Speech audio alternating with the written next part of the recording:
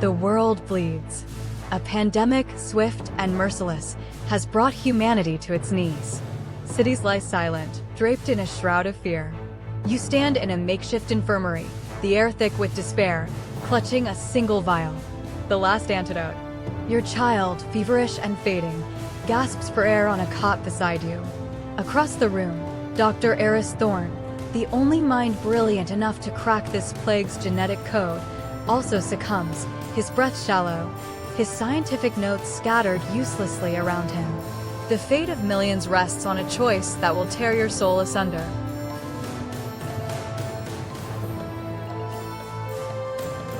Do you watch your child die, knowing the world might live? Or do you save your own blood, condemning humanity to oblivion? What is a life worth when stacked against the scales of existence? Is love a luxury in the apocalypse?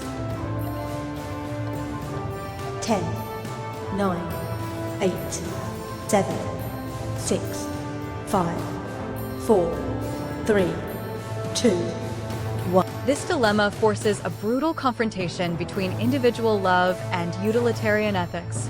The primal instinct to protect one's offspring clashes with the rational imperative to save the many.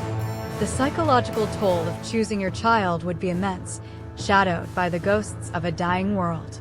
Conversely, sacrificing your child for humanity could lead to a lifetime of profound grief and a chilling sense of purpose, perpetually haunted by the what if your decision was wrong. It's a choice that defines not just your morality, but your very capacity for self-sacrifice and the agonizing guilt that inevitably follows. The rain lashes against the reinforced steel of the Alarian Dam, a monolithic structure that powers a vast continent. You are its chief engineer, its lone guardian this stormy night. Your comms crackle to life, not with a security alert, but with the distorted voice of a terrorist leader. "We have your family," he snarls, "your spouse, your children. Open the spillways in 30 minutes, or they die. Refuse, and millions will have light, but you will have nothing but ghosts." The image on your screen confirms their brutal grip, your loved ones, bound, terrified, their eyes pleading. The dam, your life's work, holds back an ocean of water, and with it, the lifeline of civilization.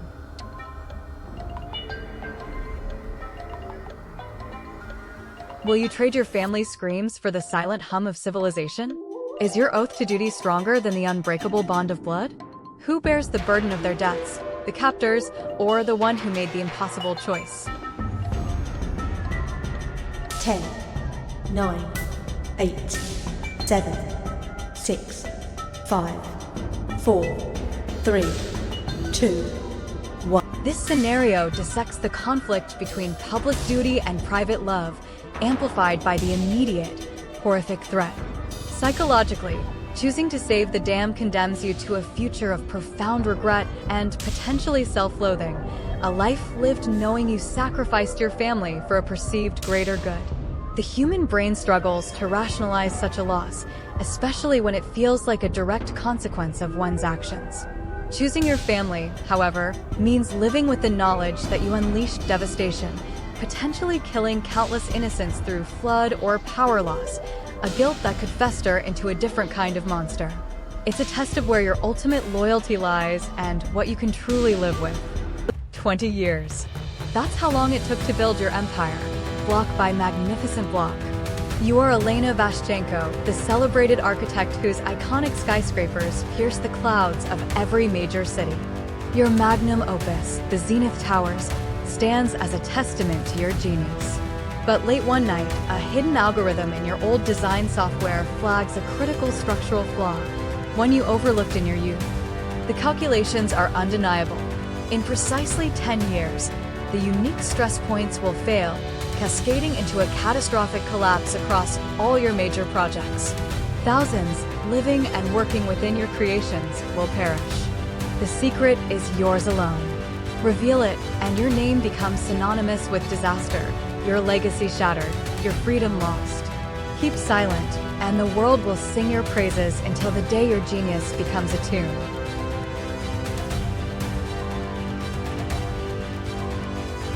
Can your silence bury thousands? Is your legacy worth their lives? Do you preserve a lie to protect your ego or shatter your world to save theirs? When does genius become a weapon?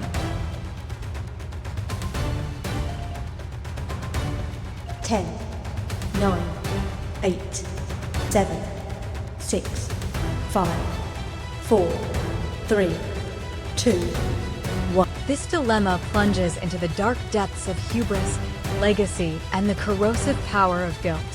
Psychologically, concealing the flaw creates an unbearable burden of anticipation and dread, a ticking clock that transforms every praise into a mocking whisper.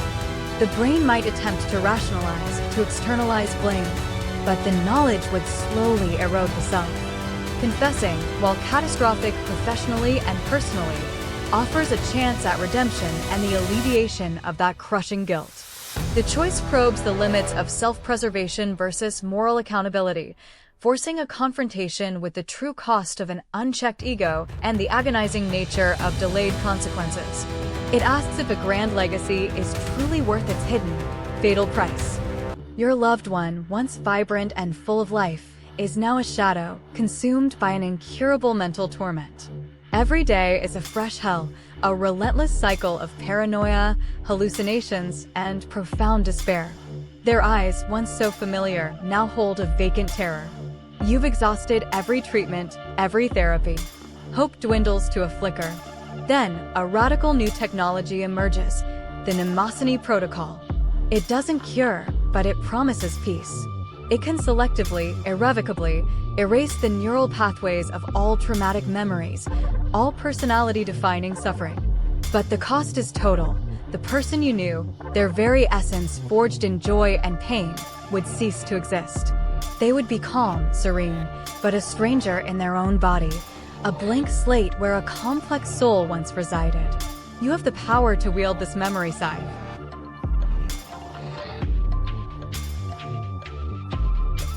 Do you choose peace over identity? Is a life free of pain, but stripped of self, a life worth living? Do you save the shell, or let the soul burn? When does mercy become annihilation? 10, 9, 8, 7, 6, 5, 4, 3, 2, 1. This dilemma forces us to define identity itself. Is it merely a collection of memories, or something more intangible? Psychologically, allowing the erasure is a profound act of both mercy and loss. You might grieve the death of the person you knew, even as their physical form remains, leading to a complex, perhaps unresolved, form of mourning. The guilt of making such a permanent alteration could be immense. Conversely, watching them suffer, knowing there was an off switch, is its own form of torment, a constant confrontation with helplessness. This choice explores the boundaries of what it means to be human, the ethical implications of tampering with the mind, and the ultimate sacrifice of self for the alleviation of pain, even if that self is lost in the process. The last starship, the Beacon, limps through the void, a fragile metal coffin carrying humanity's final hope.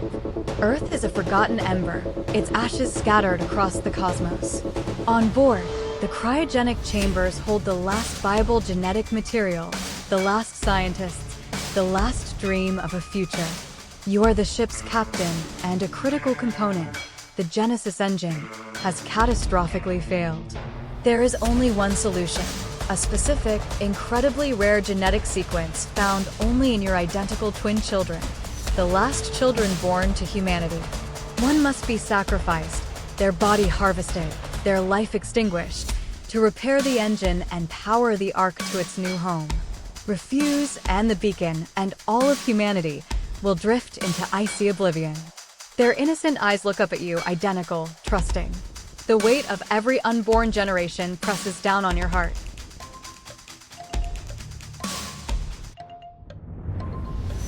Which child do you condemn to save the world? Does humanity's future outweigh the sanctity of an individual life, especially your own flesh and blood? Are you a parent or a god? Can you live with the one you chose to keep? 10, 9, 8, 7, 6, 5, 4, 3, 2, 1. This is the ultimate, primal moral crucible, pitting the survival of an entire species against the inviolable bond with one's own child, compounded by the horrifying choice between identical siblings.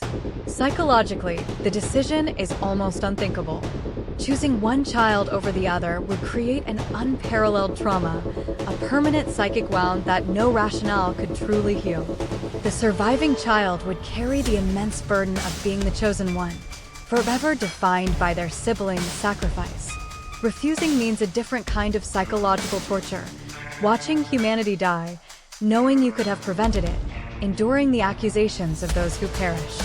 This dilemma exposes the raw, animalistic core of parental love versus the cold, logical calculus of species survival, forcing an unimaginable betrayal for the sake of an abstract future.